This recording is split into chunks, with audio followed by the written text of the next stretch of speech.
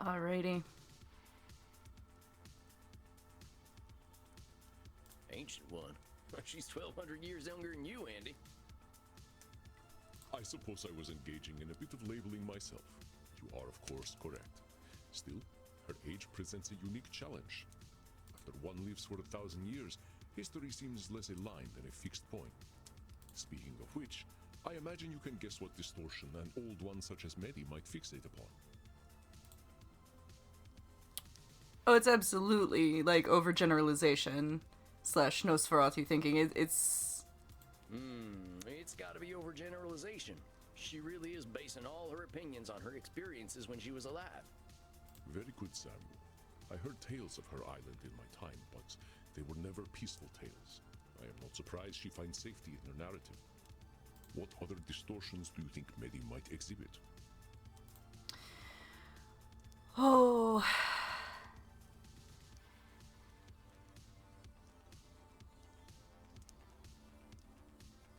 Let's see. Medi is more so she's heavy or overgeneralization, not even close. She does a lot of emotional reasoning. I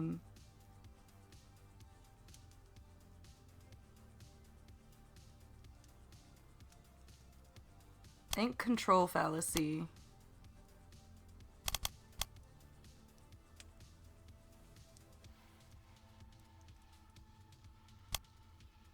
I think she's got some should statement problems. Maybe I should have rewatched her last her last session to help myself remember. And do we think she labels or disqualifies the positive more?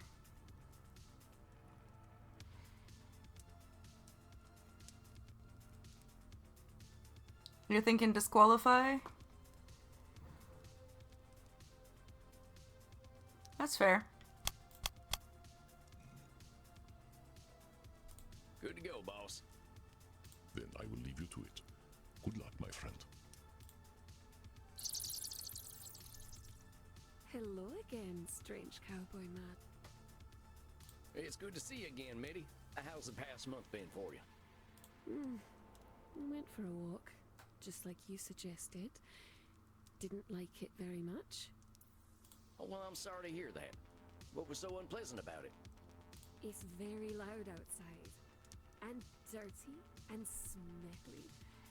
Everywhere I walked, it smelled like mortal food. Just disgusting. How's the audio balance? Should I adjust the audio? Is our audio okay? That's what I was worried about.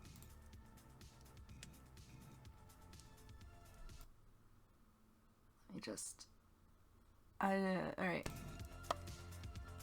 Let me know how it is after this next couple lines. They knew how good it felt to drink blood. Maybe they would not eat so much of this pizza food. Medi, you are coming for the wrong food type.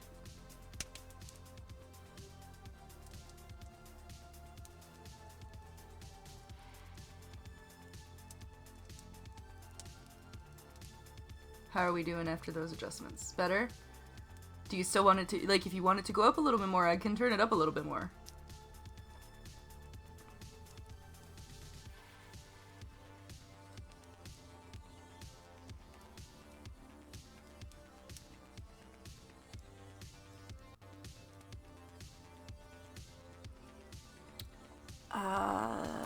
That's...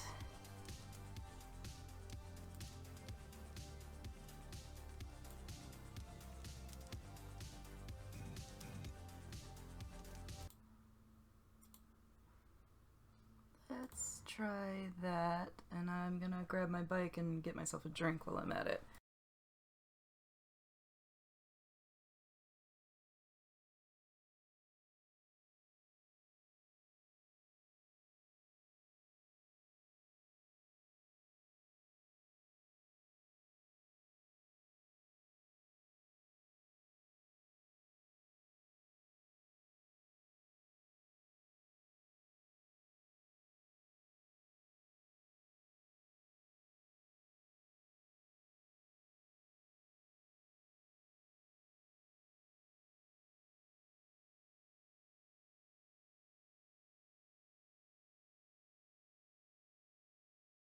Okay, bike and drink acquired. Setting up the timer now. No, don't worry about it, Lodestar. Since I was, like, talking to you and Jackness, I was already waiting because Jackness is on mobile and, like, she's got to deal with poor mobile delay. So I'm good with waiting an hour. Where did that bruise come from?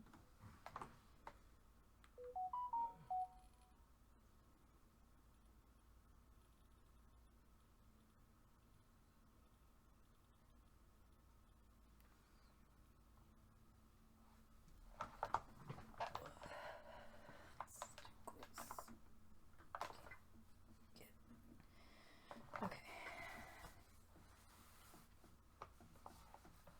Oh. Oh, that is unfortunate, Lodestar. Alright. Timer started. Biking is a go. Let's see how the voices are doing. There's so many cars too. I don't like cars. They have hateful faces. They look so angry all the time. That's fair and true, Medi. Stepped in a wee, killed 7 men and got splashed by a bus. It's really quite awful. You killed 7 men? How the heck did that happen? Oh, that. It was inconvenient, you know. Normally I have my zealots do that kind of thing for me. They take care of the bodies. But I had to do all that silly work myself. And now there are always police sirens going off, which interrupts my streams and makes my followers very sad. Why did that all happen? Because they found the bodies everywhere, silly. I don't know what to do with my rubbish. I meant why the killing? You didn't happen to, make a few assumptions based on past experiences? Why kill a bunch of men? Oh. Well, they looked at me. I know what mortals who look at me are like. If I let them live, they'd probably try to burn me as a witch. I could do nothing but kill them. Hold on a sec. You know what mortals who look at you are like. How do you know? Are you reading their minds? I don't have to read their minds, sweetling. I have known manlings for a very long time. I get what you're saying. But here in this room, at least, we gotta be honest with ourselves. Do you really know what they were thinking? Silly mouseling. I do not need to know what a wolf is thinking to know what a wolf is. Does that mean every wolf you see is gonna try to eat you? We don't have wolves anymore. They're all gone now. So maybe you can see where that kind of thinking can be a problem. It was scared people who killed all them wolves, right? Now I know that thinking doesn't come from nowhere. Old as you are, I'm sure you've seen some real awful stuff. That's right. Haven't killed you, though. You are kind, little mouse. Well, let's lay off the mouse stuff a little. I'm sorry. I don't wish for you to scurry away into a little hole. Do you want to hear why I feel the way I do? Please do enlighten us. It would be nice to know more about you. I am very interested in you in particular. I would appreciate it greatly, miss. Let me tell you about men from my time, then. Let's start with me, Da. My father sold me and my mother to a chief of a rival clan for a golden necklace. That is just horrifying. Oh, don't fuss, sweetling. It was the most beautiful golden necklace. At least 2 girls' worth. Father got quite a deal, really. You're using humor, but I'm sure that must have been heartbreaking for you. It was common at the time. Suppose I should have been glad to be the possession of an old chief. Whose should is that, matey? Why, everyone thought that. They were ever so surprised when I ran away. I did wish I could feel the way they felt, but I simply could not. I think most of us vampires had it rough as kids. Maybe most kids have it rough. I don't know. But the one thing I do know is that kids don't come with the same shoulds their parents have got. I think we're learning all them shoulds ended up being a load of horse shit anyway. I knew girls who did as they were told. They would have been thrilled to have been the concubine of a powerful chief. But, oh, he was so old. Cormac O'Neill, the oldest man I'd ever seen. I remember thinking, where is his face? Because I could not see it under all his disgusting wrinkles. How old was the guy? 38. Oh dear. That was pretty old in your time, huh? I wish I'd died at 38. Could have been a better looking corpse. Well, he left an awful looking corpse. His face was all.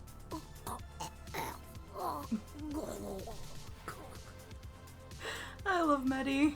I'm guessing you had something to do with that, huh? Not me. My boyfriend, Abertach. Told me he'd set me free. I suppose he did. He created a delightful poison for me. He said it would make my dear master die in excruciating pain. So, one night I lay with him, and that means I did sex, and when he was pleased, I fed him the poison mead. Abby did what I couldn't, and the old fool finally died. Is she disqualifying her own positive? You're saying Yep. your boyfriend killed your husband, but it sounds to me like you did the real work. He mixed up some herbs, sure, but you were the one that had to sleep with the old man and get the poison in him. Abby made sure I knew it was because of him that I was free. He said it could never have happened without him. He didn't have to be brave to mix up a potion. I think the bravery was all you, Medi. Don't disqualify the idea that the person who set you free was you. You know, I think you're absolutely right, strange cowboy man. I did do all the work. But Abby never let me forget that he was the one who freed me. He wanted me to worship him. A fella who demands to be worshipped is always going to be a dangerous man. Dangerous men have always been drawn to me. Must be something about the way I am. That's personalization, but I don't have personalization in here. So what happened after you killed Cormac? The Neil clan came after me and Abby. They found him, took their swords and went, stab! Stab! Stabby, stabby! Stab, stab, stab! But Abby just laughed. That's how I found out he was undead already. Gave me the willies. When they couldn't kill Abby, they decided to kill me instead. And that made him very upset indeed, because I belonged to him. That must have been terrifying. I suppose. Mostly hurt. Lots and lots. Getting stabbed is much fun when you're immortal. I ain't too fond of it as a vampire neither. Abby fed me his blood, though, and then I became like him. When I woke up, the Nail Clan who tried to kill us were all properly dead. Well, almost dead. They still had a lot of blood left, and I was hungry. Nail Clan was ever so cross, though. They captured Abby and sealed him in a tomb with some forgotten spells. He's still there as far as I know. Well, that makes, like, everything she said about her sire last time just that much worse. What happened to you? I didn't have a future with my tribe. I insulted both my clan and Cormac's clan by killing their chief. My only choice was to be alone. That's the wisest choice. Same, Jackness. I think this might be control fallacy? I reckon Yeah. you've always had more power than you think. I mean, being immortal's a pretty good start. Heck, you were savvy enough to get out of that whole situation with Cormac. I think you always had options, Medi. You are kind to say so. I guess maybe it's better to say there was only one choice I wanted to take. Then I think that was the right choice to make. If you didn't have all those whiskers, I would pinch those cheeks. Okay, time to stop teasing poor Sam. So you've been living alone ever since then? Well, let's focus on you, huh? You say you've been living alone ever since then? Of course, my silly cowboy man. We aren't mortal anymore. We'll always end up alone. Why waste my time?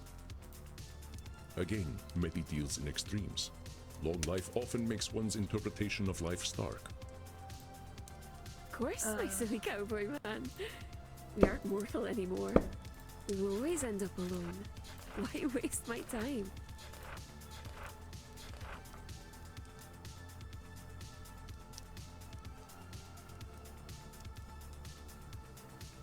This might be the emotional reasoning. No? Again, Medi deals in extremes. Long life often makes one's interpretation of life stark. Of course, my silly cowboy man. We aren't mortal anymore. We will always end up alone. Why waste my time? Come on, Mitty. You're distorting a lot of reality there. All vampires ain't lonely. Some of us choose to be, but not all of us. Sure, mortals have a habit of dying, but there will always be more of them. Not to mention all the vampires out there. Heck, I used to be in a vampire gang. A cult. Well, kind of both. They weren't good company, but they certainly weren't lonely. I mean, ain't we talking? Well, there's loads of vampires out there who think like you do, and they're fulfilling their own prophecies of loneliness.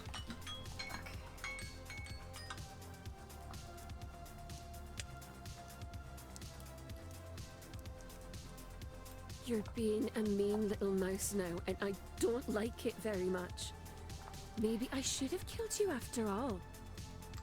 Medi. I'm trying to help you, Mitty. The world's changed a lot in the last 1800 years. A lot of it bad, but a lot of it good too. By and large, most people ain't burning witches and selling their daughters.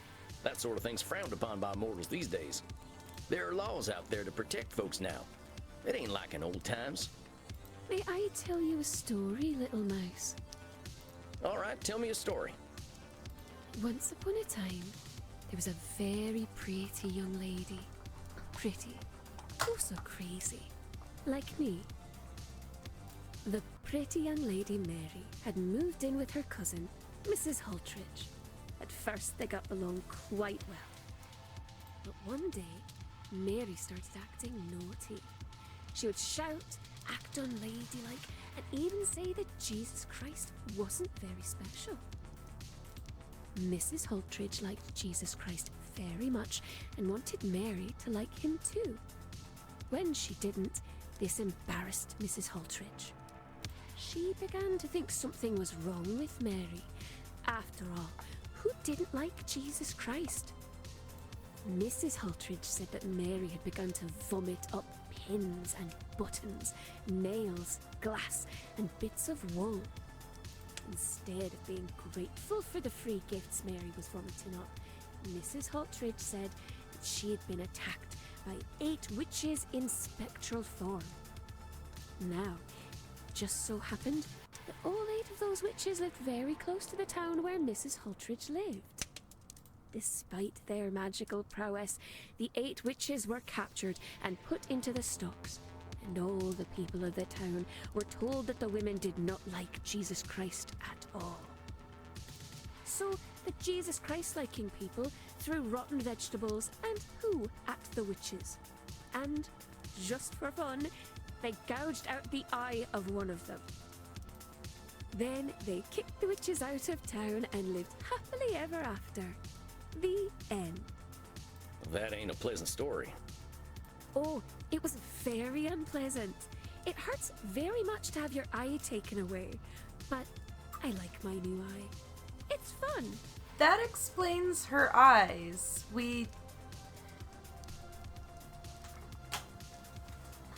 I remember us all commenting on her different eye color when she was first introduced.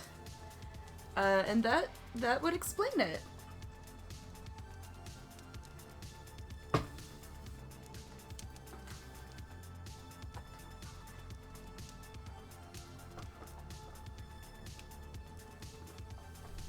I was 1,500 summers old or so when that happened. The world hadn't changed much then. I don't think it's changed much now. I'm sorry that happened to you, Mitty. You're right. Folk can be pretty awful when they get riled up. That ain't changed. Oh, don't be sorry, little mouse. I like my new eye. Also, the story has a happy ending. For you, I'm sure. Oh yeah? What's that?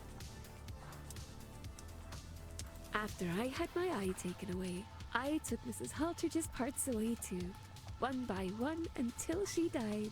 It was so much fun. That's a little morbid, Mitty. Morbid Mary? Oh, I like that. It's very clever, little mouse. But you see why I'm careful now? Yeah, I get it. But look, there's one thing that's different now, and that's What we're doing right now. it's what we're doing right now. And all that time up till now, therapy ain't never existed. We only just started looking at ourselves and the way we think. Before recent times, we only looked at gods, government, and society. The self is a new frontier, and we're learning stuff we never considered before. The frontier can be kind of scary, but being on that frontier means moving forward. Come with me. Silly mouse. If something feels scary, that means that there must be something to be scared of. That's emotional Now reasoning. hold your horses there. Yeah, it might be true that sensing something scary means there's actually something scary out there. But that don't make it necessarily so. If fear keeps us from exploring, we can't experience new things, good or bad. Suppose that's true. But good things are temporary. Bad things can last forever. Would you like to hold my eye? That's all right. You keep it. I get what you're saying, Meddy. I ain't saying not to be careful. Just acknowledge that a feeling doesn't make reality. I know you've been through a lot and you got damn good reasons for being careful. But there's a reason you came to me, right? Yes, but it wasn't because I wanted to go outside. It's because of my fans. They're very demanding. Right. That's why we were talking about your going for walks and went down this rabbit hole. Or, in your case, a mouse hole. Anyway, therapy usually ain't about just one thing. It's about lots of things. If the problem is your fans, we gotta imagine life without them, right? Don't want to lose them all. Some of them are gentle. They're too weak to hurt anyone, which is why they don't. Beneath her smile, Meddy has a darker view of humanity than most. Is the only reason the weak do not hurt the strong that they cannot. Don't want to lose them all. Some of them are gentle. They're too weak to hurt anyone. Is this control is or why they don't. overgeneralization? Might be overgeneralization. You really think Okay. weak people would hurt others if they were stronger? Little mouse, I've been alive for a long time. I believe what my eye shows me. Yes, if one is capable of hurting another, they do. They can, but they don't always. You ever seen them capybara animals? They're dang massive rodents and could do some damage if they wanted to, I reckon. Oh, yes! Oh, they're very cute. People like to share animated pictures of them in my community. Some folk are like that. They just want to sit around and have someone scratch their bellies. Is that what you want, little mouse? Do you want me to scratch your belly?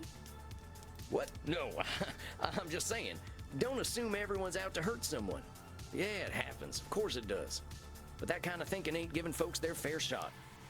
Don't know what I'll do if I don't have my followers. I can't live the way I used to before the machines took over. Oh, they expect so much of me now. They send me messages all night and all day. They need content. God, if I don't give them their content, they'll all leave. Attention spans are like those of little bugs, but they're not as cute. Okay, I think we need to talk about moderation. Oh, I already have moderators, silly mouse. Any major content creator has to have them. I don't know what that stuff means. I'm talking about moderation in your thinking. What if you gave your fans only what you felt comfortable giving? Doesn't matter what I want, silly mouse. They just want me to overreact to video games. Again, Meddy seems to view her followers as cattle. Are all mortals so docile? Doesn't matter what I want. Meddy, you're thinking that mortals want only one type of content is forcing you to make only one type of content. Your assumptions are keeping you from doing things you like, and you deserve to do things you actually enjoy. You're very kind. I thought cowboys were supposed to be tough. Who says I ain't? I just don't have nothing to prove no more. Here, why don't we try something new for next time, since going out didn't go so well last time? I want to challenge you to take a day off. Don't answer any messages, don't post no content. Just do something for you and you alone. Take a sick day. But we never get sick. We're dead people. They don't know that, do they? One day. That's all I'm asking for. You need to give yourself a little space. Very well. Since you've been a very kind mouse, I'll do it for you. I'd prefer it if you did it for you, but we'll work toward that, huh? Yeah, Medi doesn't do anything for herself. Oh, I wish I had a big piece of cheese to give to you right now. A lactose intolerance is kind of a side effect of death, but I appreciate the sentiment. I'll see you in a month then, okay? Yes. Great. I'll see you then. Bye. You are doing well, my friend. I know we old ones can be rather inscrutable sometimes. She's human. We all are, ain't we? The way I see it, we all got the same problems one way or another. Your wisdom never fails to impress, Samuel. I believe it is time for you to follow your own advice to Miss Medi, however. All work and no play makes for a dull vampire, as they say. Yeah, you're probably right. I might hit the hay early and do a bit of reading. If you must take out some aggression on Hay, then please do so. I shall see you soon, my friend. Rest in peace. Good night, Andy.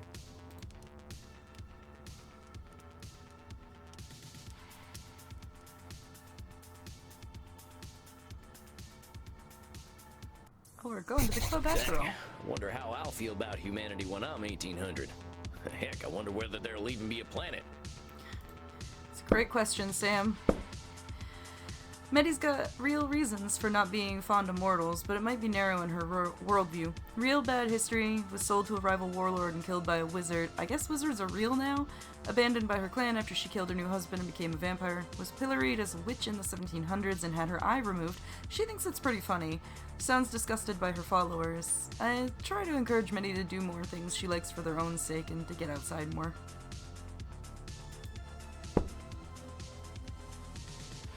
Yeah, just gonna leave that misconception hanging. I guess it's time to drown my existential woes in blood. Howdy there, Crimson. You're sounding a little weary there, cowboy. You getting enough to drink these nights? Oh yeah, that ain't it. Just existential ponderings. That's just my specialty. What's eating you, buckaroo? It's this old client I got. She's been watching humanity hurting itself for 1800 years. Every time she expected better, she got hurt. She ain't wrong to mistrust mortals. That's a tough one. What do you do with someone like that? Well, I tried to guide her to look inward like I do with everyone. People are people, but so is she. How do you think she took it? She took it kind of poorly. But hopefully. I think she appreciated the focus on her. I can't answer for all humanity, but maybe she can get answers from herself. I think you could stand to listen to yourself, Ranchero. You could have been a mean old Dracula, and nobody would expect anything different from you. Reckon there have always been people like you, no matter how bad it's been in history. Dang, Crimson. I can see why Andy respects you so much. You done some living, sounds like.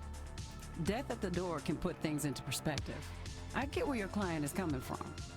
Changing the world isn't gonna happen, but we can at least change ourselves. I don't think that's true. The country I left definitely ain't the country I was born in. The wheels turn a little slowly for us mortals, cowboy.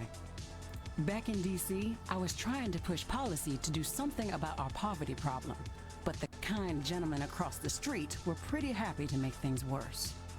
When I got my cancer diagnosis, that was my wake-up call to stop getting disappointed and start living with the little amount of time I had left. Working at a bar is more rewarding than being a member of the bar, huh? Not bad, cowboy. It's got its charms. Here, I whipped up something special for you. That ain't half bad. Got a refreshing taste. Rose hips. Just a little something extra. Been experimenting with some herbals for Andy. Guess old dogs like us can still learn new tricks. Thanks, Crimson. I think I'll hit the hay now. You hit that hay, Desperado. I'll see you later. Got a lot on my mind tonight. I think I need some rest. Now, what should I do to relax? Well, I mean, time to watch a man get his butt burned with a hot iron, I suppose. I sure am grateful that Andy has some classic cinema to watch in here.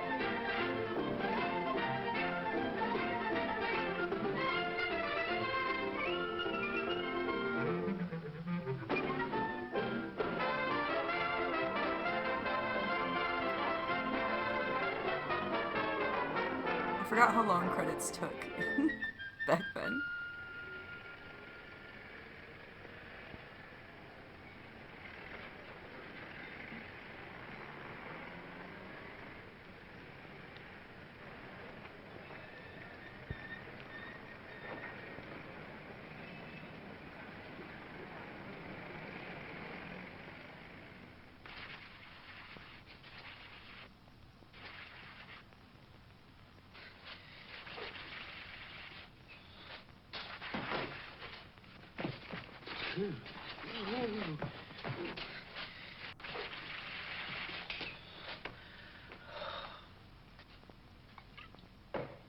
That is the toughest spot I ever tackled. Only beat me. Shep, give me a hand, will you? I can't now. I gotta finish my pants. Hey, fellas, listen to this letter. Gentlemen. That ain't for us. We're not gentlemen. Speak for yourself. Oh! Gentlemen, this is to inform you that unless overdue payments for tailoring equipment are made within 24 hours, we will repossess said equipment. Balance now due $321.86. Skin and Flint Finance Corporation. I, Fleesom, President. That put us out of business. What'll we do? You guys worry about that. I'm too young to worry and get wrinkles on my pretty little face. What we need is a little music to cheer us up.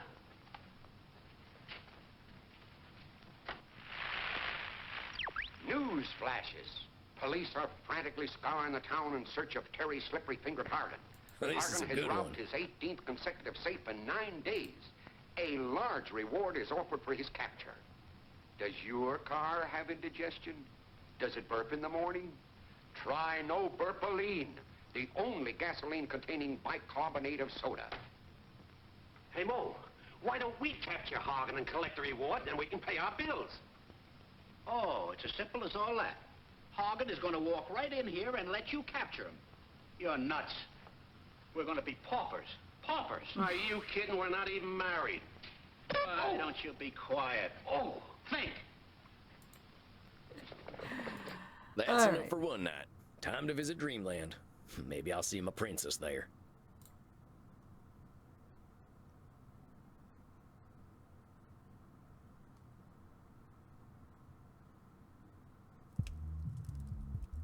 Samuel, my dear, I do look forward to our chats. How are you feeling tonight? I gotta confess, boss, I'm a little down. I love helping other vampires, but getting therapy myself sometimes ain't much fun. I understand. Looking in the mirror is difficult for any human, much more so when they don't cast a reflection. Fair, Lodestar. I feel like I'm probably never going to be able to hear the word princess again, like, without thinking of the horse. You ain't kidding. It just seems like there's always work to do, you know? Like my walking in the woods for 90 years wasn't nearly enough time. I dare say you are correct. I believe that we must never cease our walking in the woods. There is no mystery deeper than that of our own existence. Where do vampires come from anyway? Well, Samuel, when two vampires love each other very much, Come on, boss, that's not what I'm asking. Where do we come from? the answer to that is much older than recorded history, my friend. But let us focus on you. It is gonna make my playthrough of Slay the Princess interesting when we get there. We should start with some meditation and determine what thoughts are most important to you right now. Close your eyes and envision your place of comfort. I ain't good at being a therapist. Is my hat weird? Ich bin Sam. Ich bin un... Election looks real bad back home. Dr. Drain thinks I'm brain damaged. Why'd my mama have to marry that ass? When's the sunrise? The Senora hates my guts. Sure wish you were still here, Jeb. Actors need help, that's for dang sure. Wish I had more book smarts. Bet he scares the heck out of me. You're an idiot, Sam, hurting all them folk. Why'd I join up with a gang in the first place? How are you feeling now? Yay, we kept perfect focus. I'm way more centered now. I think I was actually afraid of therapy today. Why is that, my friend? What thoughts came up?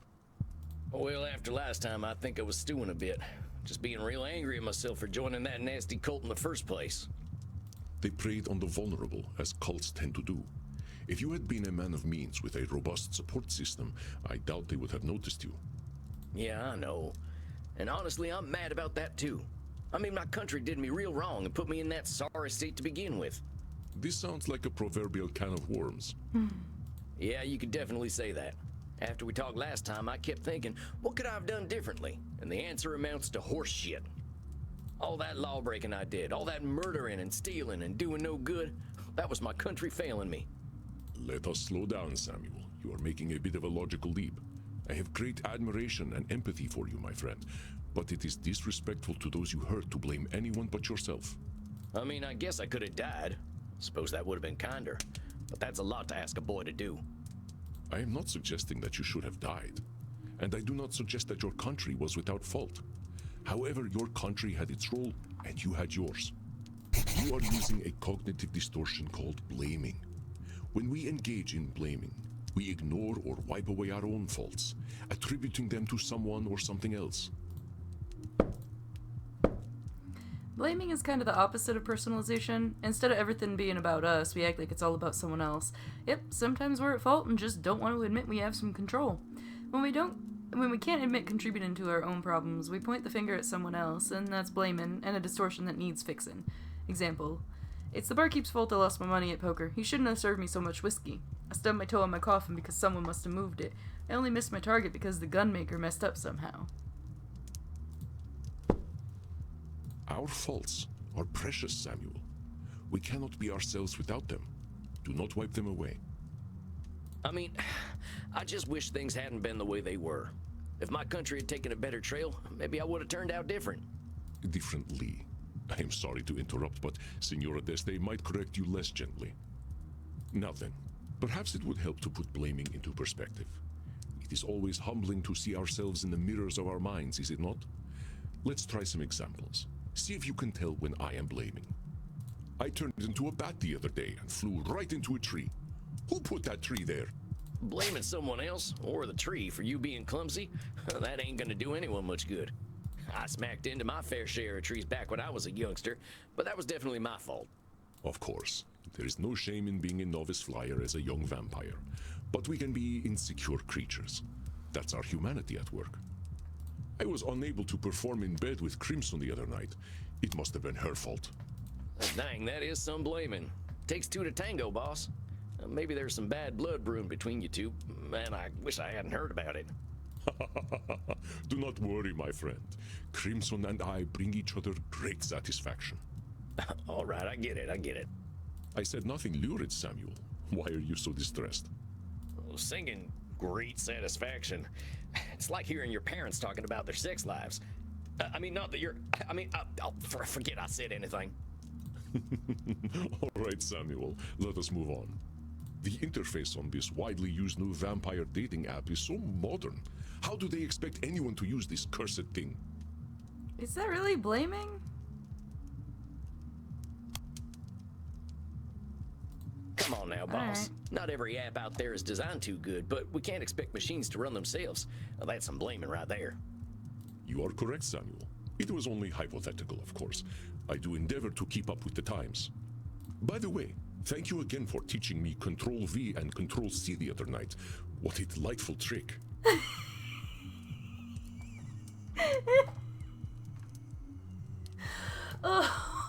Oh, I love the moments when you just hear Andropoulos. It's just like he's so old. He's so old. It's so nice to just see like the references to his age in such a way. Oh, I love it. Oh, yeah. Way faster than going through the edit menu all the time. You youngsters always find the latest tricks. Let's keep going, though. Did you see the football game the other night? My preferred team played with great skill and should have won. The referee was clearly an agent of the Dark Lord. Well, that's just a sports fan. Now, hold on, Andy. I think I saw the game you're talking about, and you're just blaming the ref for your team's mistakes. You got a great tight end, but one that plays a little dirty. Excuse me?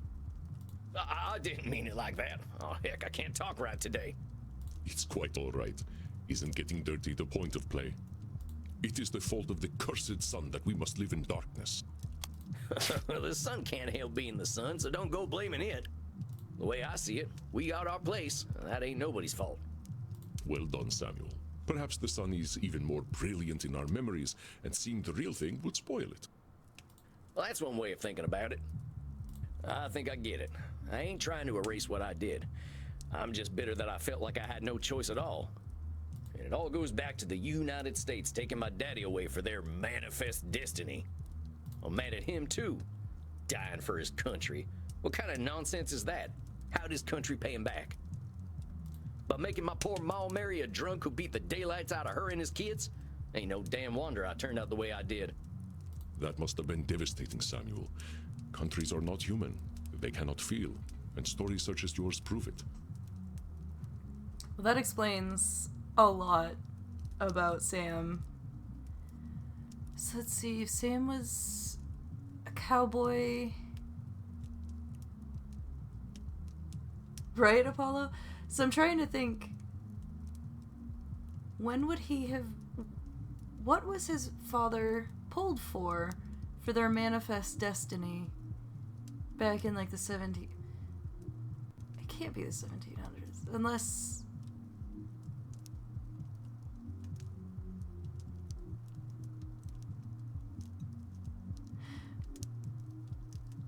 Unless Sam was born, or like, unless his dad fought in the Revolutionary War, but that doesn't really...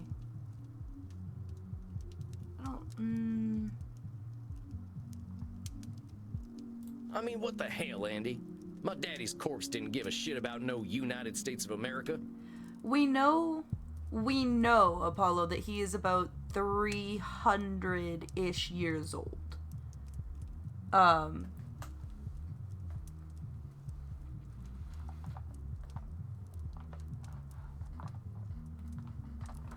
And it's 2024 in game.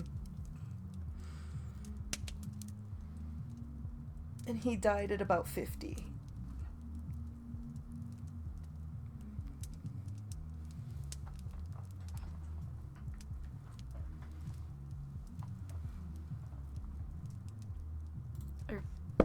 Where's... Nope, too far.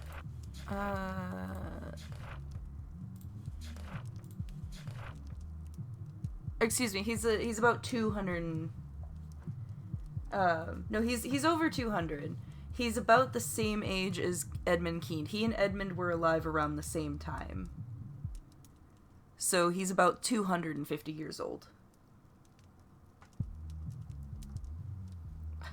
Wait a minute, I can pull this information. Because Sam doesn't keep notes about himself. He has a journal, but he talks about what he does during the day. He doesn't keep notes about himself.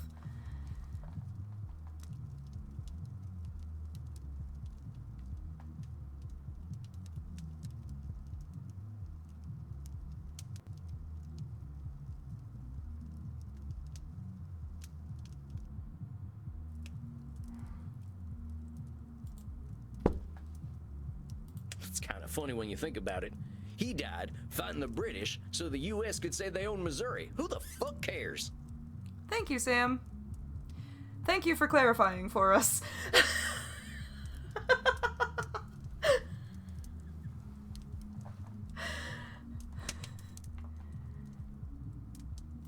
I'm telling you, Andy, the best thing about being dead is realizing how little that nationalism crap matters. Desire for identity can create monsters worse than we. What happened after your father died?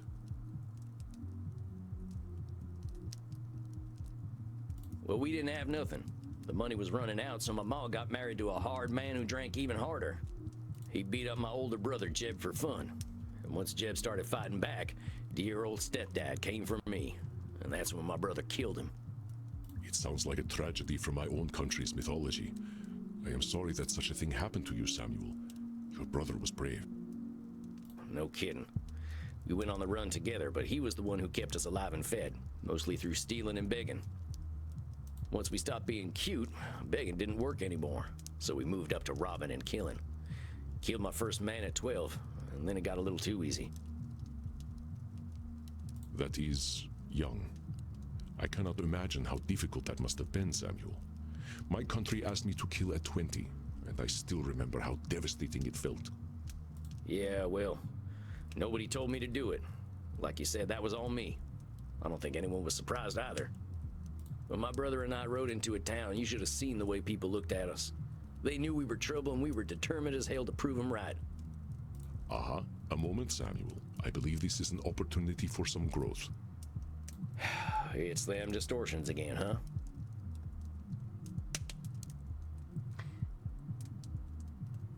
Well, that's the problem, Lodestars. He was never using a sword. He was always using a gun. To err is human, as they say. Do not be discouraged. There is something in what you just said that you cannot be sure of. Can you tell me what it is? That people knew we were trouble. I guess there ain't no way of knowing that people thought we were trouble. Yes, Apollo. So we just found out how he became a bandit. But we know... So we know how he became a vampire is at some point during his banditry with his brother. They do a job with a member of a gang called the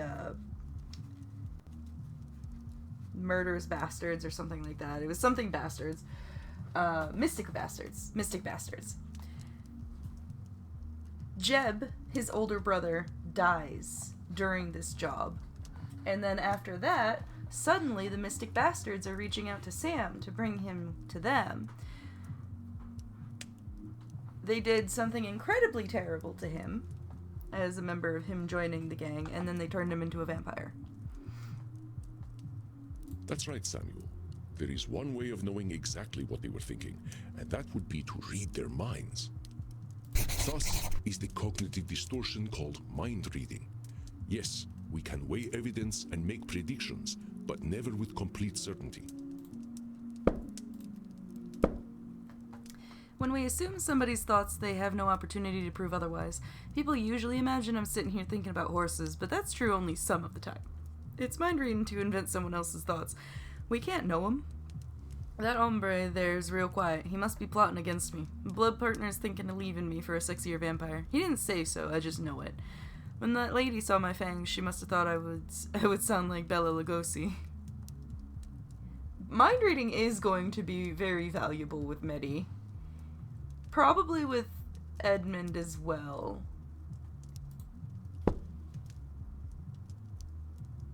I was a dirty little thieving murderer. I don't blame him for judging me. Oh, we're back to labeling. First, that's labeling. Second, one of those people might have been patient and gentle, one that had an experience like yours. You cannot know. With your mind reading, do you see how you made everyone your enemy? Yeah. You're right. You're damn right. No one expects a child to be perfectly aware of themselves and the world, Samuel.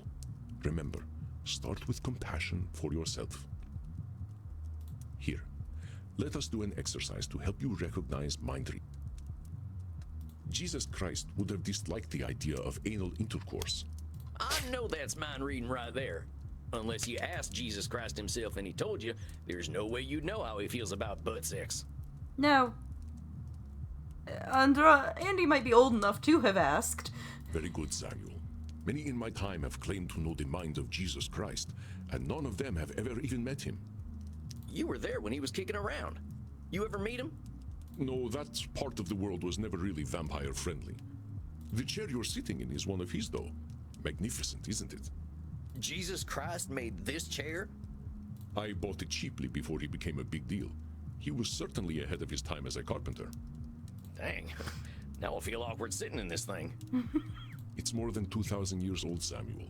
It is still just a chair and has experienced millennia of past wind. Don't worry about it.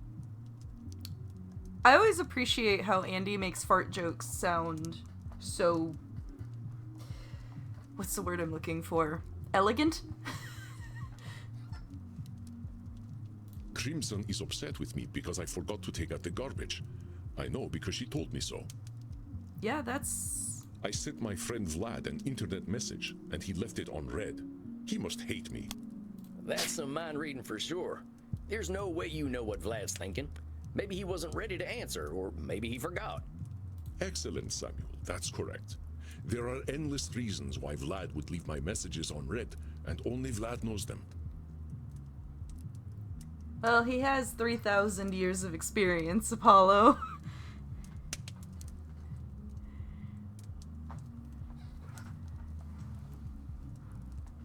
Reading too much into an internet message is a massive waste of time.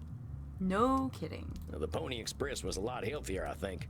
This internet stuff makes people get real nutty. Mortals are in more of a rush than we are, I'm afraid. Let us continue. One of the patrons of my club was having dirty thoughts about me. I know because I read his mind with my vampiric powers. I told our bouncer Bert a funny joke the other day. He was quiet, but very amused.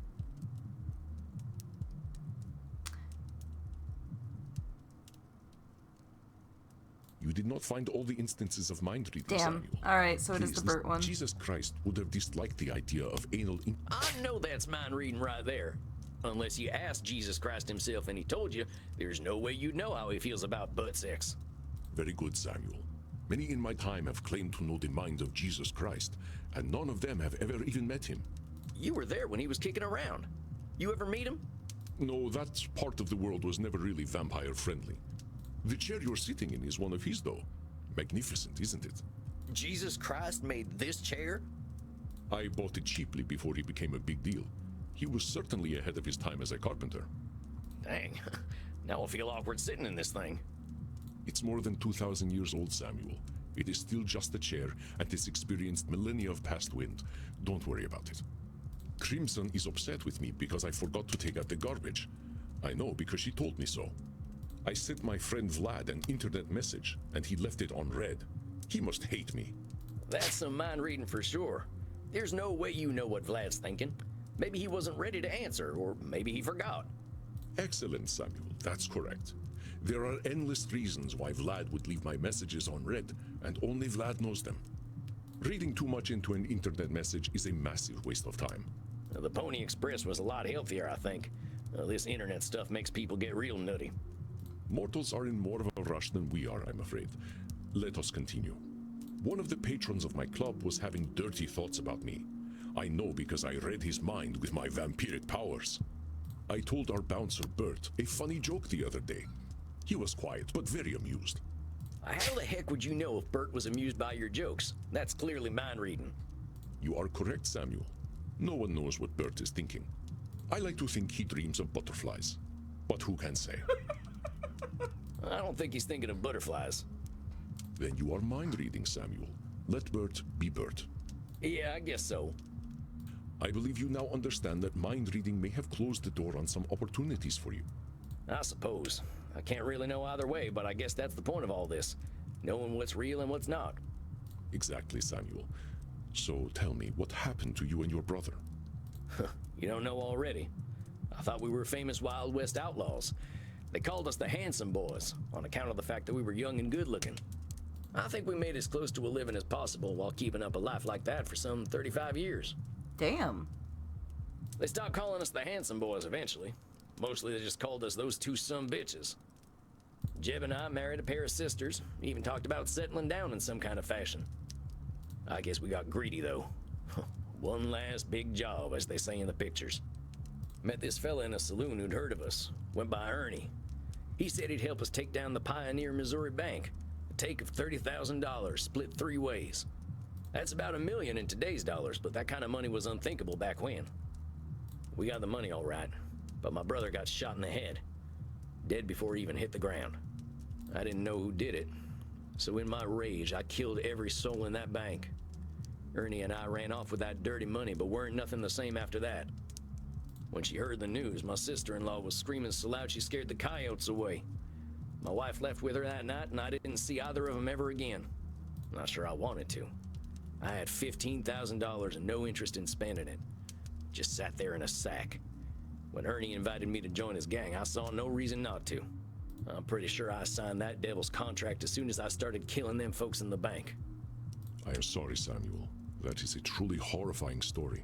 I can hear the pain in your voice. Your brother was precious to you. Yeah. He wasn't a good man, Andy. But he kept me safe. Without him, I knew I'd be doomed. I was certain I had no choice but to join the Mystic Bastards. Yeah, I know. Cognitive distortion. I know you know, Samuel. A new one, but I think you can identify it on your own. What is the cognitive distortion you are displaying now?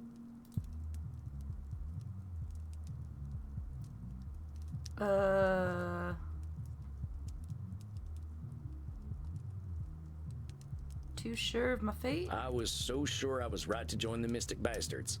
Ain't nobody could have convinced me otherwise. Indeed, Samuel. This cognitive distortion is known as being always right. And when you are always right, your choices are limited, even if they lead to doom. We all get things wrong sometimes, and we all know it. But in the heat of the moment, we might get so worked up we feel everything we say is correct. We might double down on opinions or even reject opposition first thing. In these moments, all our beliefs feel always right. Disagreements have nuance, and although we might get a lot right, we're not always right. The evidence is irrefutable. Bram Stoker was a vampire himself. I know the way through the canyon, no need to check the map. Don't question me. Blended in with the mortals. I've done that for years. I know what I'm doing and don't need changing now.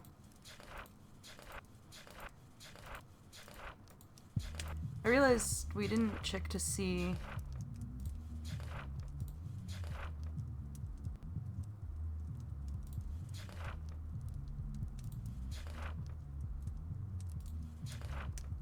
So yeah, the journal is just kind of consistently repeating May 13th for me. I should probably mention that. We become so convinced that only we have the appropriate perspective, even in a world of infinite possibilities.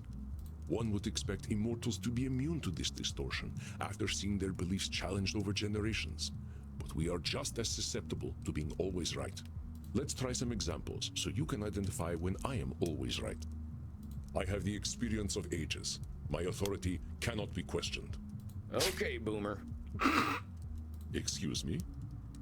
Just something I hear the kids say when old mortal folk are acting like they're always right. The folks born after World War II are real good at destroying the world, but they assume age leads to wisdom. It ain't necessarily so. You are always right about that. Well done, Samuel. With my multi-generational economic expertise, I am confident that market conditions will result in mass layoffs in the next quarter. I know that turning another into a vampire inevitably results in resentment. That sounds like you're always right. I know a lot of us vampires ain't too happy with our lot in life, but we ain't always resentful. That is correct, Samuel. Of course, we must be careful when choosing whom we turn and when. Choosing to live forever is not a choice casually made. It ain't usually a choice at all. But we will endeavor to break that cycle, my friend. We have enough clients already without having more resentful immortals running around. Let us continue. I know for a fact that vampires become misanthropic as they age. I do not need your perspective. And now hold on, you ain't always right. You thinking we're gonna turn into misanthropes is limiting you from making new vampires, but that's just your thinking. Very good, my dear Samuel. Caution is warranted when bringing a new soul into the dark, but I must consider perspectives other than my own. I have not had much good fortune with my children of darkness, but I am indeed not the only judge of character. You got kids, Andy? I had many dark children before I recognized the gravity inherent in doing so. I only wish more of my brethren could learn what a responsibility it is to begin the unlife of another. I know the internet is a passing fad. I have seen technology come and go, so I can trust my own expertise. I think you're doing a little always right there, Andy. A lot of folks had unwavering confidence that the fax machine was going to stick around forever, but they weren't right neither. Truly? I still use my fax machine. It is the preferred mode of communication among vampires here in Germany. Probably also in Japan as well. Heck, I guess that just proves no one is always right about technology. I think I get it, boss. If I had found folks to listen to other than myself, maybe I wouldn't have joined up with Ernie's gang. Perhaps, perhaps not. You had plenty of reasons for making the choices you made. Reflecting on them is what helps us to grow. Yeah, I'm a lucky fella all in all. I did some stuff with those vampires that I was pretty sure erased any humanity I had left, but I was wrong. Them transcendentalists I hold up with were ready to help me no matter how nasty I was. And I know I've done a lot of thinking on my own, but I owe them everything. I've done a lot of thinking on my own, but I owe them everything. Is that so, Samuel? Can you point out your own distortion there? It's my old favorite sneaking up on me, disqualifying the positive. I did plenty of work on myself. That's right, Samuel. And why were the transcendentalists able to help you? We just went over it tonight. It's all of them. But I wasn't assuming they thought I was scum, which would have been mind reading. I let them help me. Excellent, Samuel. Your capacity for self-reflection, and so quickly, is truly inspiring. I almost feel as though my blood is circulating on its own. Oh, come on, Andy. I'm just a fella. You have earned a reprieve from disqualifying the positive, my friend. Embrace it. I believe we have had a productive session today. Let us not press matters. This is difficult work, and you are handling it wonderfully. How do you feel? You know, I feel okay. Somehow it's better than feeling good. What happened is what happened. Some bad stuff happened to me, and I did some bad stuff. And none of it lasts forever. That's the nice thing about having all the time in the world. Your trials have made you wise indeed, my dear Samuel. Now rest, my friend. You shall soon share your wisdom with your clients. I wish you a good night. Yeah, I believe it's early coffin time for me tonight. Have a good night, Andy. You as well, Samuel. Rest in peace.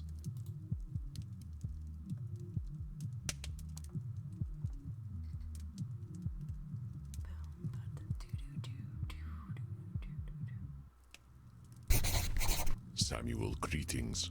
You look a bit pale. May I offer you something to drink? June 10th. It's been a hell of a month. I've got a full caseload of clients. I'm picking up new friends at Immernacht, and Andy says I've been doing a great job. I learned 3 more cognitive distortions tonight, and I think I'm really getting the hang of this thing. I'm also learning a lot about Crimson. There's something special about that lady. I can see why Andy's a fan of hers. Seems like she could be doing a lot more than running a bar, but maybe that's me doing some old should statements. Oh, I took a little trip to Dresden. Heck of a place. They had this emperor named Augustus the Strong who spent all Germany's money on porcelain. Wish I could have been his therapist.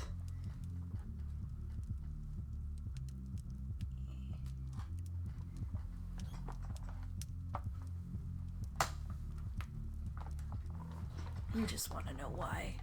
Like, he just wants to know why. Oh. Wow. Oh, that's not concerning. Yeah, you got any drinker's blood? I know you are joking. You will not dilute your blood before a session. Yeah, I know, you're right.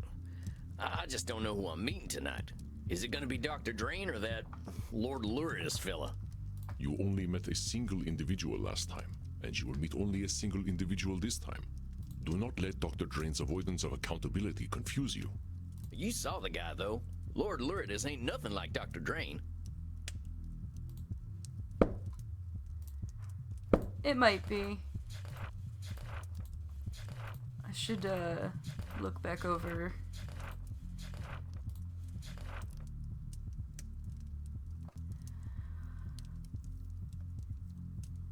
So, Luridus is incredibly emotional. Because he's everything that Drain isn't. And why do you think that is, Samuel?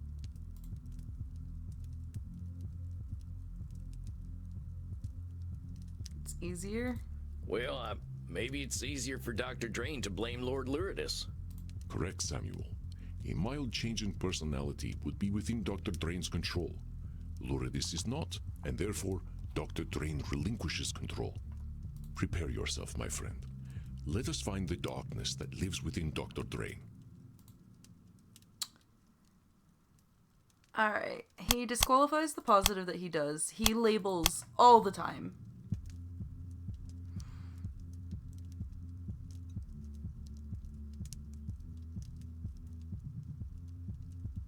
I feel like he always feels like he's always right. But now we're at the other ones. Mind reading? Blaming? Oh, like, a lot of these are ones. Control, you think? That's fair. Alright.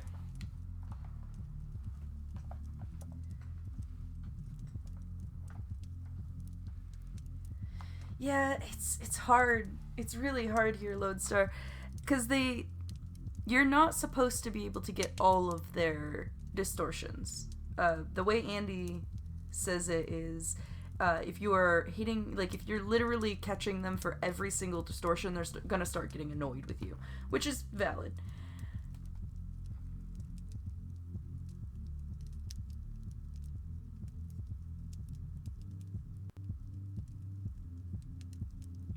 Fuck it, we ball. All right, I think I'm as ready as I'll ever be. Do not fear, Samuel. I shall not let Dr. Drain hurt you, no matter what he is calling himself. Do what you do best. I will, I promise. And here he comes, whoever he is today.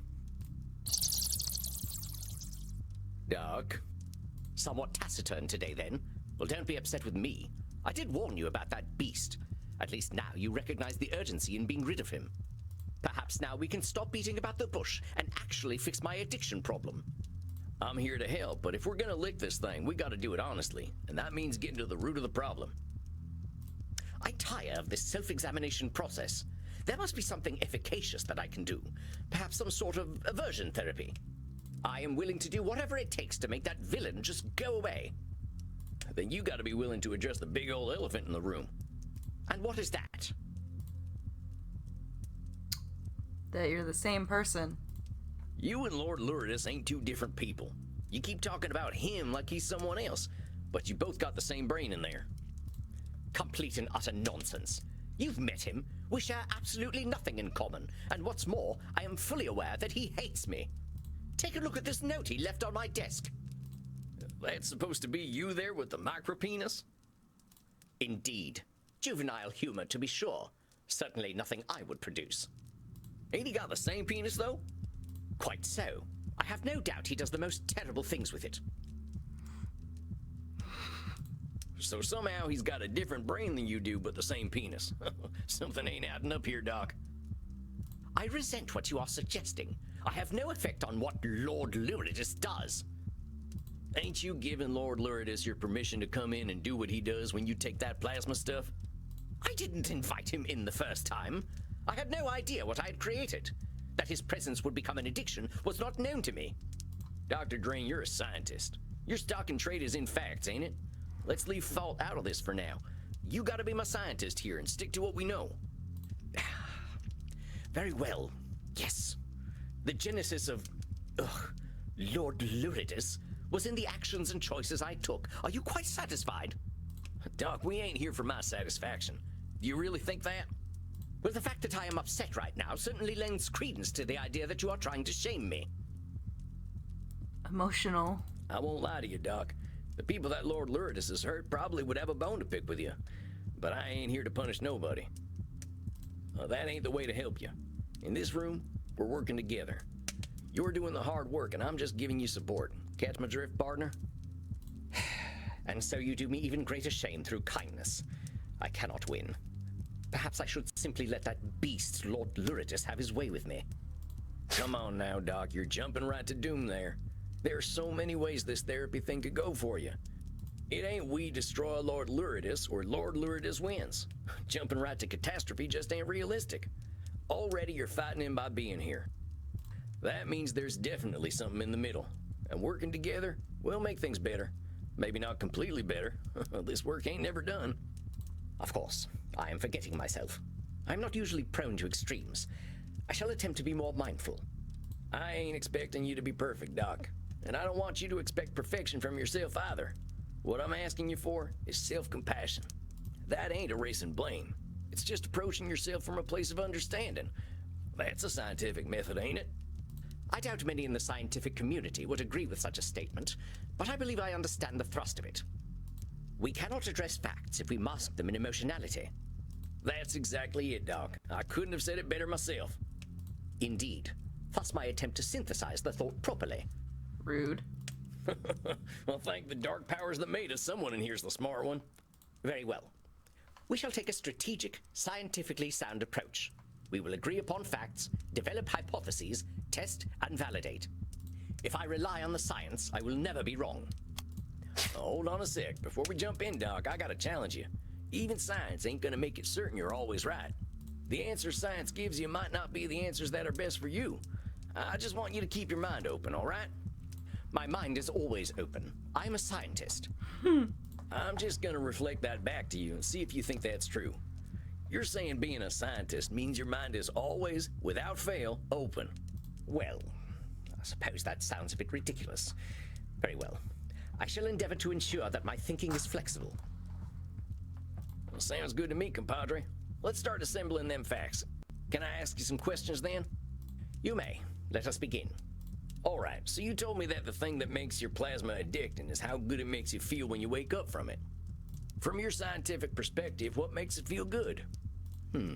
From a chemical perspective, good feelings, or positive emotions, are the result of neurotransmitter action.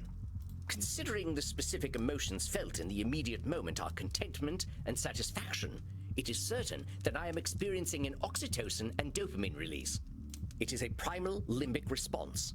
In laboratory settings, we observe a constant drive in animals towards stimulating the release of amygdala-receptive neurotransmitters. I think you're gonna need to boil that down for me, Doc. I did not come here to teach, but so be it. Ask your questions. Limbic system? What's the limbic system do? The limbic system functions as the emotional center of the brain, responsible for emotional responses such as joy, fear, and anger. So it's like the part of my brain deciding if I should be scared of a rattlesnake, or happy about a belly full of blood? Precisely. It plays a crucial role in forming memories and making decisions based on emotional experiences. Often called the lizard brain, it's evolutionarily one of the older parts of the brain, indicating its fundamental role in regulating survival instincts. I've been called lizard brain before, but I'm pretty sure it wasn't a compliment. Neurotransmitters? What's this about neurotransmitters? Neurotransmitters are chemical messengers that neurons use to communicate with each other. For example, social bonding reliably triggers a release of oxytocin, creating a sense of security and attachment. So, if I'm reading you right, when I'm feeling all snug after a good feed, is them oxytocin neurotransmitters doing their thing? Exactly. This process is an integral part of our brain's reward system, encouraging behaviors that are perceived as beneficial for our survival and well-being. So, survival feels good, basically. Yes, though I would not publish such a statement in an academic paper. So how is it all relevant? So what's all this stuff really mean in the end, Doc? Why's this neurotransmitter stuff even matter? An intriguing question. Naturally, emotion does not have a practical evolutionary application on its own. However, these emotions signal to the reptilian brain whether or not we are under threat. Well, dang, now I think we're getting somewhere. I think the answer's right in front of us. Oh? And what is it that your rooting, tooting brain can synthesize that mine cannot?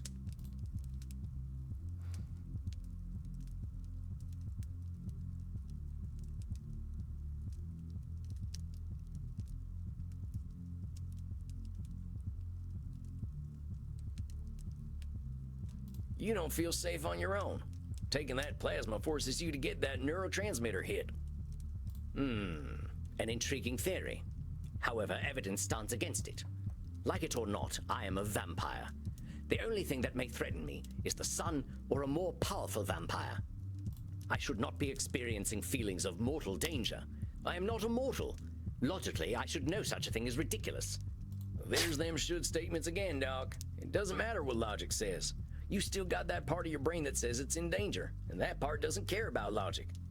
An astute point, and an inconvenient one. That we should be saddled with such vestigial, primal concerns is most unfortunate. Can't avoid the fact that we still got them human concerns. At least we don't gotta poop, huh? Oh dear, and you are doing so well. At least I have nothing to fear from you. It's true, though. We're still animals, partner. We gotta satisfy the animal. Just not through pooping. But we are immortal. Why do we have animal needs, fears, and emotions? What possible use do they have? Sometimes, Doc, you are just too smart for your own good. You're logicking away all the good things about being human. I mean, let's say we freed ourselves from those biological concerns. Got rid of all them fears and insecurities and quirks. Why are we doing anything then? I don't know about you, Doc, but I don't want to turn into a computer. All them great discoveries and works of art came from our humanity. Perhaps it is so. Do you know, I met Isaac Newton several times. The young fellow was motivated indeed, but it was his human vindictiveness that made him so effective. All those motherfuckers who called me a nerd are going to pay, mark my words, he would say. Or something along those lines. So, he was making sure none of those motherfuckers could hurt him. That was certainly part of it. It was not just the love of science that drove the man. It is such a disappointing notion, however, to think that we cannot transcend our reptilian brain, even when we are beyond death. We're dealing in facts, though, and I think what we're coming to is that your reptilian brain doesn't feel safe. Which is absolutely ridiculous, but I must admit that it is somehow true. What a devastating revelation. Dr. Drain, for all his scientific achievement, is just an emotional little laboratory rat who bases all his decisions in fear.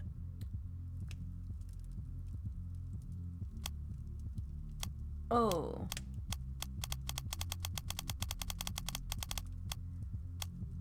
Drain, why do you always do this to me?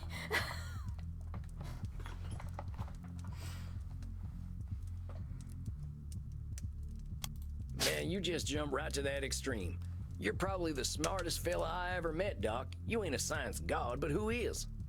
I think there's a lot of room between being a lab rat and being the perfect logical being.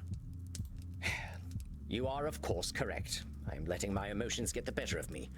Most unscientific. Doc, I want to go back to one of them things I was telling you about in our first session, and that's self-compassion.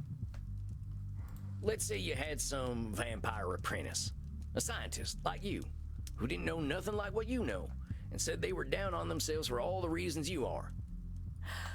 No, Lodestar, no, I was just kidding. The writing for this game is exceptional. What would you say to them? Well, I would explain that progress is non-linear. The scientific method, in fact, celebrates failure. That which does not conform to theory still informs theory. Any chance you could put the scientist away and talk to their human side? Well, I suppose I would say that it is fine, that all things are temporary, and the universe does not care to condemn them. So how can we get you to say them things to yourself, Doc? My situation is not the same. I was trained in the age of discovery. I bear the responsibility for that age. But if this project of mine, to create the blood that will sustain the world, is not what I am here for, then what is my purpose? Well, let me ask you. What's the purpose of a gopher? Rodentia geomedy. Rodents endemic to North America, known for their tunneling ability and as agricultural pests. I believe they are the prey of owls, snakes, and coyotes, and are omnivorous themselves, consuming vegetables, insects, and small mammals. I wasn't expecting you to be so thorough. I don't think I knew half that stuff. I have come to learn nearly everything there is to know about mammalian biology as a result of my research. Please get to the point. I think I forgot what it was now. That is not encouraging. Hold on a sec, I think I've got it. Gophers have a purpose. Driving people crazy, that's what. Used to wreak havoc on the farmland back in Missouri.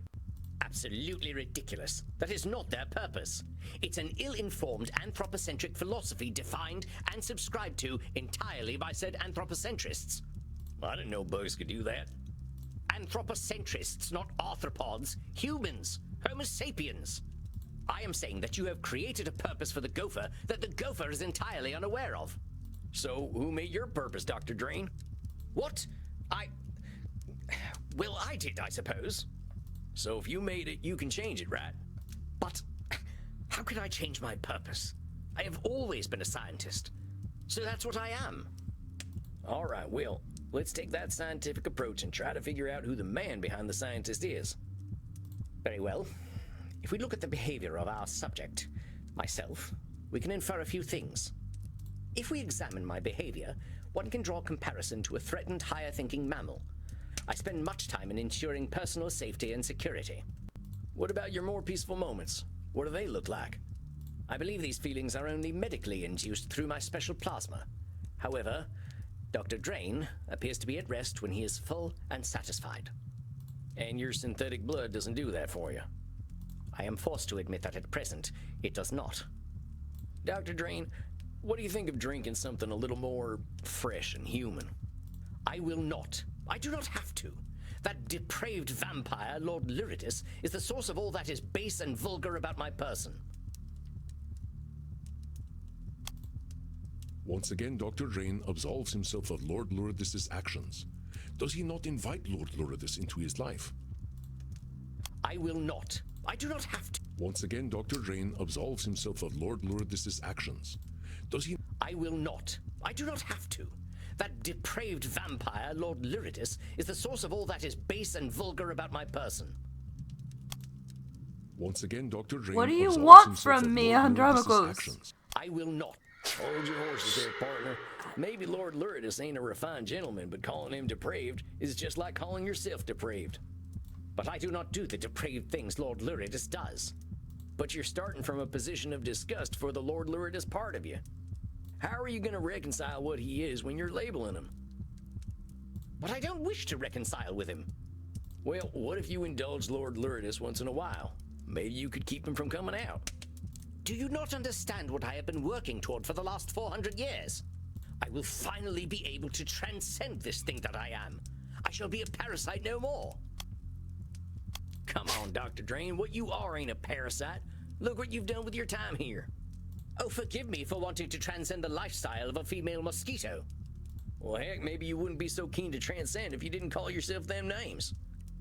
We all gotta consume to live, Bronco. Ain't no such thing as a perpetual life machine. I believe you are trying to invoke the first law of thermodynamics. Refresh my memory. Energy cannot be destroyed or created in an isolated system. It can only be transformed. Oh, yeah, that's basically what I'm saying. Well, it is a salient point, I must admit. Dr. Drain, we really gotta talk about some kind of middle path here. Back home, we tried the whole abstinence thing a few times, and it didn't go too well. We tried to stop drinking, and that just made people only do bad drinking. We tried telling teenagers sex was evil, and that just made them want it even more while being ashamed of themselves. What if you just tried to do some of them things Lord Luridus does? Just don't do them the way he does. I find the idea utterly repellent. Yeah, but then you go and take that plasma, and Lord Luridus makes the decisions. We don't want that, right? Fine. Fine. I'll drink some blood.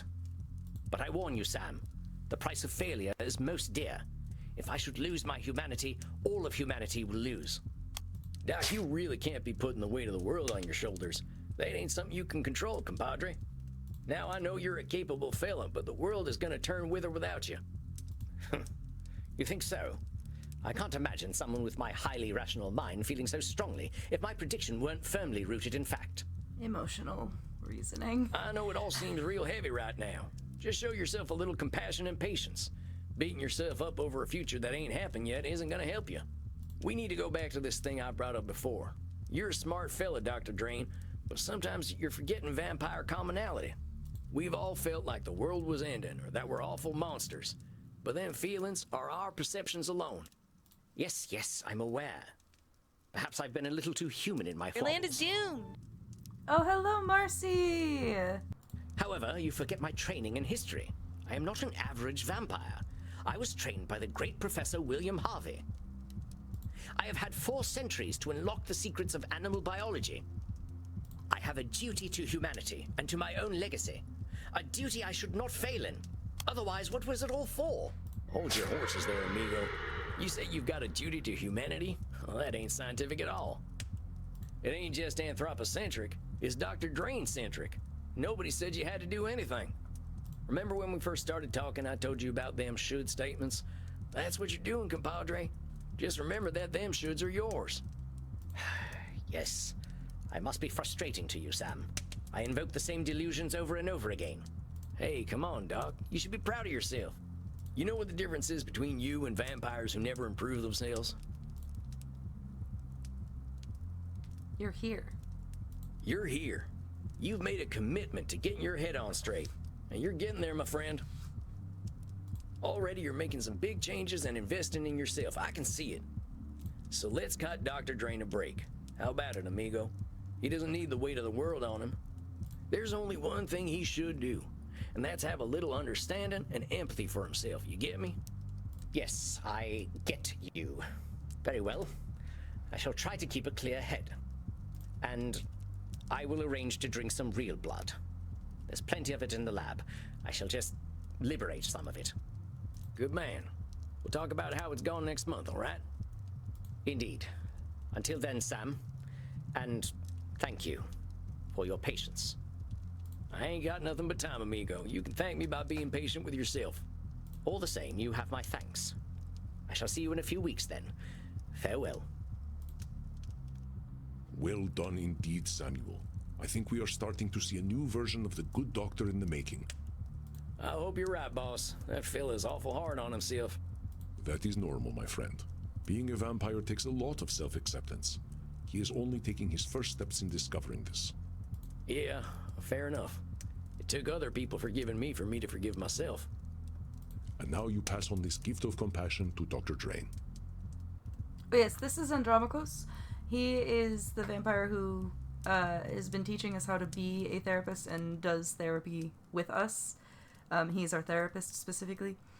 He also is 3,000 years old and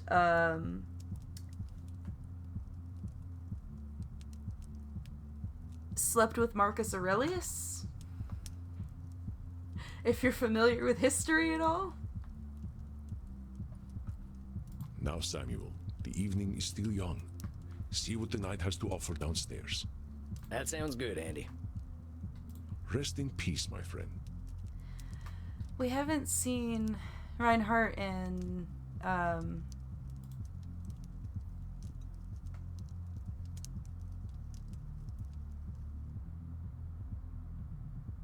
we haven't seen the kids in a while. Although it could be I always Panoptabella. come out of the doc sessions feeling dumber than ever. Session 3 with Dr. Drain. Great session with the doc tonight. Sometimes his being a big ol' nerd can be a real help. He's looking at his problem more rationally now. Likes to blame Lord Luridus for his more animal needs. That is, he denies his own needs and Luridus fills them. He has a lot of his identity tied up in being a rational scientist. Wants to transcend being a vampire. Must drink real blood. I encourage the doc to drink some real blood. I think his head ain't clear because he's starving. I think he gets that it's a biology thing. I'll check in with Crimson. She's always got some bartender's wisdom to share. Howdy, Crimson. Looks like a nice crowd tonight. They're always a nice crowd, cowboy. We like to maintain an asshole-free zone. I'll try not to be an asshole then. I'm not worried about you, cowboy. You had a session tonight, didn't you? Yeah, with the doctor fella. We had a hard talk about what being a vampire means. He's having a hard time coming to terms with it, even after 400 years. I can understand that. I've stopped aging for the last 20 years and don't know how I feel about it yet. How do you think it went with him? Actually, pretty well. I think we're finally getting somewhere, actually. It's funny, a lot of vampires forget they're human, but he keeps forgetting he's a vampire. But just like we can't opt out of being human, we can't opt out of being vampires either. Must have been a hard talk, cowboy. I sometimes wonder what I am. Staying the same age, drinking Andy's blood to live. Don't get me wrong, I like not being dead, but I still feel like I'm living on borrowed time. Is this a good time to ask why you don't just join the dark side? It ain't that bad being dead. I'm just not sure what I'd do with forever, you know? Eternity's a long time. Yeah, I think a lot of us vampires can't answer that question either. And I don't think there's one answer anyway. There you go. So I guess I'll keep putting off the question. But nobody's rushing you, Crimson. You think I'd let anyone? But thanks for listening, cowboy. Now why don't you go mingle? Alright, is it going to be the kids or is it going to be Panoptabella? There's a new fella in the kink room who's very interested to meet you. Neither, apparently. I guess I'll go be social then. Thanks, Crimson. Wait a sec, that ain't... Greetings, my child. Keep your distance, amigo. I know our kind ain't had good history, but I ain't in the mood for an exorcism or nothing. Ah, my child of the dark. If I were to exorcise you, nothing would be left when I was done. You heard correctly. You heard what she said, Pace. Hello, Pace. In the kink room. Only the good Lord is free of sin. We are all children of darkness. Holy smokes, what Bible have you been reading? I know my scripture, my son. However, I am by scripture and dark metal ordained, not by any church of man. So, you're some kind of freelance priest? Remember, we're in Germany.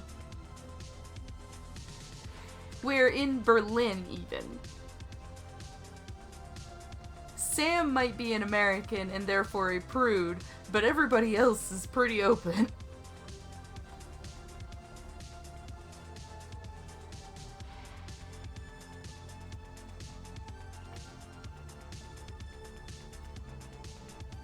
Yeah, I thought we were going to be reading Reinhardt and Maxie. Yes, I suppose I am. It is the only way I can give succor to those who need it most. So I gotta ask, seeing as we're in a kink room, what kind of sucker are we talking about? I follow in the path of the Lord. I share my body, and I share my blood. I'm sorry. Am I to understand that this gentleman's idea of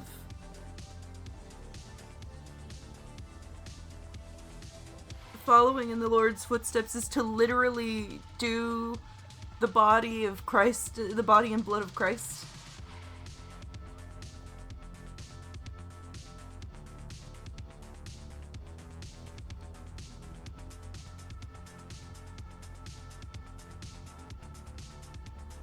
Ain't this a little blasphemous for your kind? To whom, my child? God is in everything, including you, sweet vampire. Can God blaspheme against himself? I merely wish to give comfort to those who live in darkness, and so I choose to live in darkness with them. Come, my son, I shall give succor to you. Well, all right. Maybe if you stop calling it that.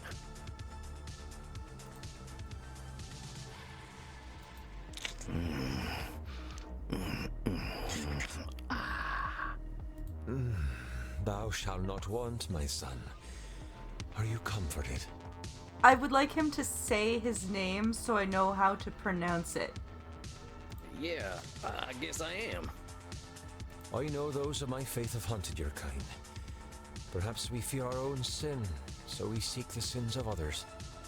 I seek only the Lord in everything, as do we all, whether we know it or not. You ain't wrong, I suppose. Hey, a little awkward, but what's your name, fella? I am Kieran. It means little dark one. The night always did call to me. Kieran. Fix it in your brain, Nevia. Kieran. Well, Kieran, I'm Sam, and I appreciate the blood, but I'm gonna turn in. A little sleepy now. Go with God, my child of the night. Oh, yeah, I'll do that.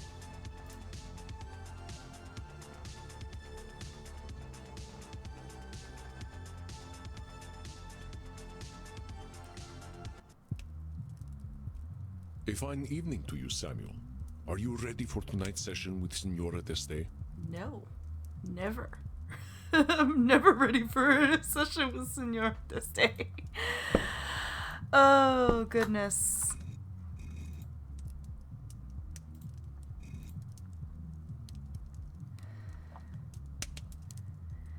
Alrighty, so. Oh